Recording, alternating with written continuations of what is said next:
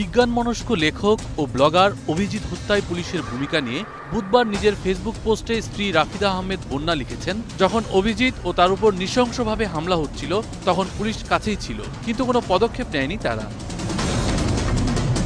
ঢাকা বিশ্ববিদ্যালয়ের প্রসঙ্গ তুলে ফেসবুকে বন্যা আরও লিখেছেন, হত্যার হুমকি সত্ত্বেও তারা কখনো ভাবেননি এ ধরনের একটি জায়গায় এমন জঘন্য অপরাধ ঘটতে পারে। এটা এমন অপরাধ যা শুধু ব্যক্তির বিরুদ্ধে নয়, বাক স্বাধীনতা এবং মানবতার বিরুদ্ধেও। অভিজিতের খুনিদের বিচারের আওতায় আনার দাবি জানিয়ে সরকারকে সামর্থ্য অনুযায়ী সবকিছু করার আহ্বানও জানান বন্যা।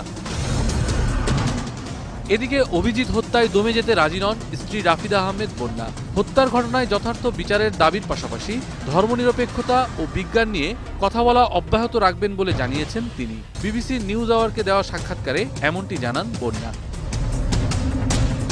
বিবিসিকে সাক্ষাৎকার দেওয়ার পাশাপাশি নিউ ইয়র্ক ভিত্তিক শিক্ষা সংগঠন সেন্টার ফর ইনকোয়ারিতেও বিবৃতি দিয়েছেন অভিজিতের স্ত্রী।